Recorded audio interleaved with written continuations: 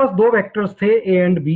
Length जो ऊपर ए और बी का परपेंडिकुलर एक वेक्टर चाहिए जिसकी लेंथ 7 चाहिए। तो हमने एक ब्लीचिंग का प्रोसेस यहाँ पर यूज किया। पहले तो हमने ना इसका नॉर्मल क्रॉस प्रोडक्ट किया, एक वेक्टर मिल गया, वो वेक्टर एक परपेंडिकुलर था इन दोनों के, पर उसकी लेंथ पता नहीं क्या थी, मुझे उसको 7 में कन्वर्ट करना है। तो एक वेक्टर जिसकी लेंथ 20 है उसकी लेंथ को 7 बनाना है, तो क्या करोगे? 20 लेंथ को 7 लेंथ में कन्वर्ट करना है, which is the easiest way, जो किसी बच्चे को समझा सके। 7 से मल्टीप्लाई कर देंगे। 20 को 7 से मल्टीप्लाई करेंगे, 20 को पहले 1 कर देंगे, फिर 7 से मल्टीप्लाई कर देंगे। 20 को पहले 1 बनाएंगे, 20 को अपनी ही लेंथ से डिवाइड करेंगे। अब वो व्हाइट कलर बन जाएगा, अब वो ऐसा वेक्टर बन जाएगा जो किसी में भी कन्वर्ट हो सकता है, फिर उसको 7 से मल्टीप्लाई करेंगे। इसीलिए क्रॉस प्रोडक्ट कर मिला था परपेंडिकुलर वेक्टर, उसकी लेंथ निकालकर अपनी ही लेंथ से डिवाइड किया तो वो एक यूनिट वेक्टर बन गया। अब वो यूनिट वेक्टर मोल्डेबल है, उसको किसी भी फॉर्मेट में कन्वर्ट कर सकते हो। अब जब मैंने उसको 7 से मल्टीप्लाई किया तो उसकी लेंथ 7 हो जाएगी। इसलिए इस प्रोसेस को ब्लीचिंग इन मैथमेटिक्स भी कई बार कहा जाता है, कुछ बुक्स में मैंने पढ़ा था। गिवन है उसे बनाने से पहले गिवन वेक्टर को अपने ही मैग्नीट्यूड से डिवाइड कर यूनिट वेक्टर में कन्वर्ट करना जरूरी होता है। आगे बढ़ने से पहले हम थोड़ी सी रिवीजन कर लें। दो वेक्टर्स का अगर हमें डॉट प्रोडक्ट लेना है, प्लस 2j प्लस 5k,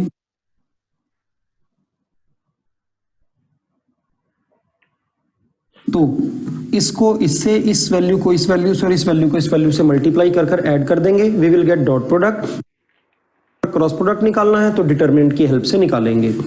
अगर दो वेक्टर्स का डॉट प्रोडक्ट 0 आता है तो वो वेक्टर्स परपेंडिकुलर होंगे। अगर दो वेक्टर्स का क्रॉस प्रोडक्ट 0 आता है तो वो वेक्टर्स एक दूसरे के पैरेलल होंगे। एक्स्ट्रा बात, अगर दो वेक्टर्स एक दूसरे के पैरेलल हैं, if a is parallel to b, then a can be expressed as lambda times vector b, where lambda constant.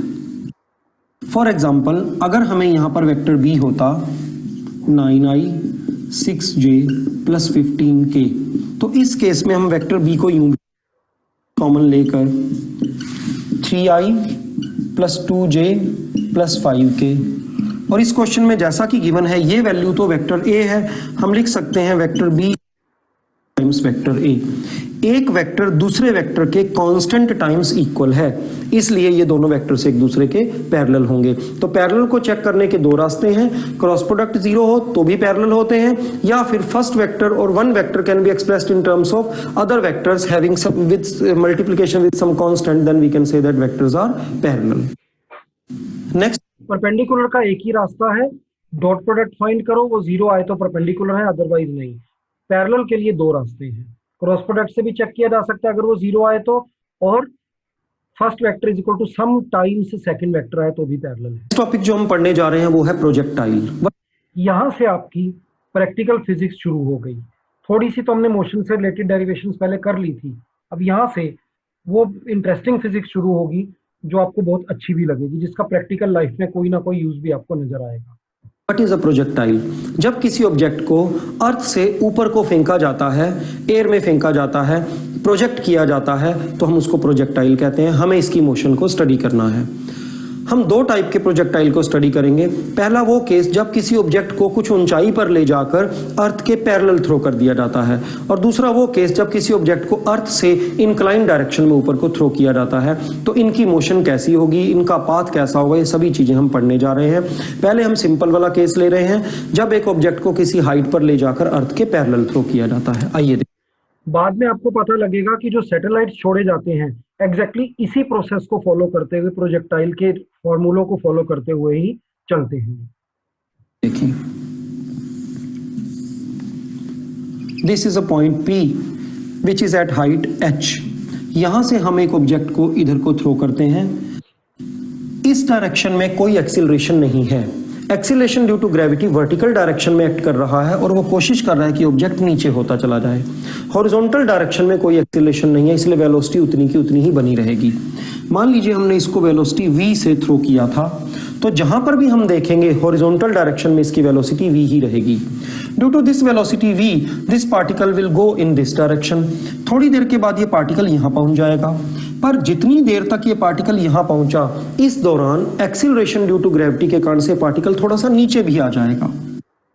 अभी भी इसकी हॉरिजॉन्टल वेलोसिटी उतनी ही बनी रहेगी। हाँ, इतने टाइम में इसमें थोड़ी सी वर्टिकल वेलोसिटी क्रिएट हो जाएगी। Due to these two velocities ना ये पार्टिकल इधर जाएगा ना ये सीधा नीचे आएगा, बल्कि ये इनके रिजल्टेंट की डायरेक्शन में ट्रेवल करने की कोशिश। ये क्या दिखाने की कोशिश की गई है? इस रूल को क्या कहते हैं? जो यहाँ डायग्राम बना है, ये कौन सा डायग्राम है?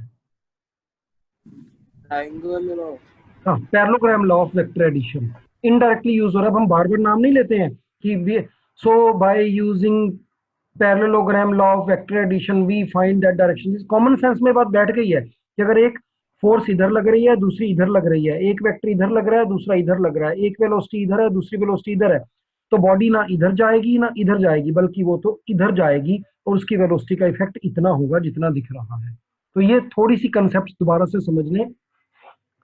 हॉरिजॉन्टल डायरेक्शन में आपने किसी ऑब्जेक्ट को थ्रो कर दिया तो वो हॉरिजॉन्टल डायरेक्शन में उसकी वेलोसिटी में कभी कोई चेंज नहीं आएगा। अब आज के बाद ये बात दिमाग में बिठा लेना, जितनी भी फिजिक्स हम पढ़ने वाले हैं उसमें हम ये मानकर चल रहे हैं कि एटमॉस्फेयर एग्जिस्ट नहीं करता। अदरवाइज तो आप किसी ऑब्जेक्ट को अगर सीधा थ्रो करोगे तो एटमॉस्फेयर के फ्रिक्शन के कारण उसकी स्पीड धीरे धीरे कम होती जाएगी। We are thinking as if there is no atmosphere. तो सारी जर्नी जो हम इसकी स्टडी करेंगे, पता नहीं कैसी आने वाली है इसकी शेप, पर ये पक्का है कि इन हॉरिजॉन्टल डायरेक्शन कहीं पर भी अगर मैं आपसे वेलोसिटी पूछूं तो आपके एरो की लेंथ इतनी ही रहेगी। Horizontal velocity will remain constant because in horizontal direction there is no acceleration. Acceleration due to gravity is always present but it is in downward direction. एक बात बताओ, जब मैंने इस ऑब्जेक्ट को हॉरिजॉन्टल डायरेक्शन में v वेलोसिटी से throw किया था तो at that very moment initial stage पर इसकी वर्टिकल वेलोसिटी कितनी थी? 0। लेट मी रिपीट, मैंने इसको सिर्फ हॉरिजॉन्टली थ्रो किया है, वर्टिकल डायरेक्शन में इसकी वेलोसिटी 0 है, इसलिए यहां पर कोई डाउनवर्ड एरो नहीं लगाया गया।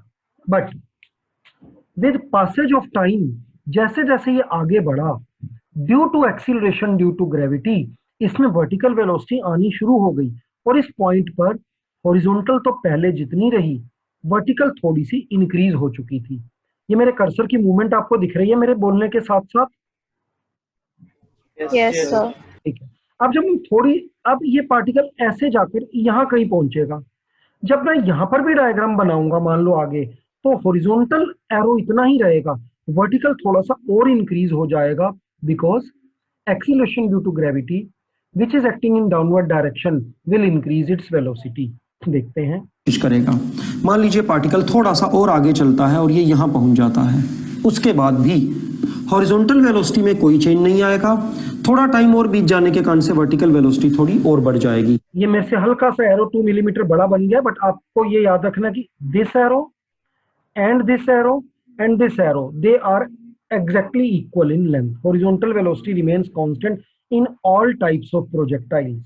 अल्टीमेटली ये पार्टिकल कुछ इस तरह का पाथ फॉलो करेगा। हमें इसके पाथ की इक्वेशन फाइंड करनी है, चेक करना है कि क्या ये पाथ सर्कुलर है, पैराबोलिक है, इलिप्टिकल है, हाइपरबोलिक है या किसी और टाइप का पाथ है, और फिर हमें डिफरेंट रिलेशनशिप्स फाइंड करनी है जो न्यूमेरिकल्स में हमारे काम आएंगी। मैंने कुछ वर्ड्स बोल दी हैं कर्व से रिलेटेड, किसी को याद है वो क्या थे? 4 टाइप्स ऑफ कर्व्स मैंने बोली हैं इसमें। Yes sir. कौन कौन से थे वर्ड? सर्कल था एक तो, सर्कल, एलिप्स, पैराबोला, हाइपरबोला। एक मिसिंग है, circle, parabola, hyperbola. Oval shape के लिए प्रॉपर नाम क्या होता है? इलिप्स। एलिप्स बोला था। ठीक है, तो ये 4 तरह की कर्व्स हो सकती हैं अलग अलग। आपका आज का होमवर्क है, अगर हो सके तो इन 4 कर्व्स की फंडामेंटल इक्वेशंस घर से ढूंढ कर लाना मैथ्स में से, कि अगर पैराबोला है तो कैसे रिप्रेजेंट होगा, इलिप्स है तो कैसे रिप्रेजेंट होगा, हाइपरबोला है तो कैसे होगा, और पैराबोला, ये चारों की इक्वेशंस क्या क्या होती हैं। मैथ्स की बुक में इजीली मिल जाएंगी, ढूंढ कर लाना। ठीक है, यस यस सर। संडे को हम लोग मिलेंगे 5 बजे। कोशिश करूंगा मैं थोड़ा सा पुराना रिवाइज करवाऊंगा और आपका पुराना जितना भी किया उतने तक का टेस्ट होगा। मंडे को अगर आप सबके पास बुक आ गई, एक आधा बच्चा रह गया तो कोई बात नहीं, वो एडजस्ट कर लेगा। हम सीधा सीधा v is equal to u plus a t, s is equal to u t plus half a t square, v square minus u square is equal to 2as and s nth, इन 4 फार्मूलों पर based कुछ numericals करेंगे और देखेंगे कि वो कितने कितने कॉम्प्लेक्स हो सकते हैं। ठीक है, संडे को मिलेंगे 5।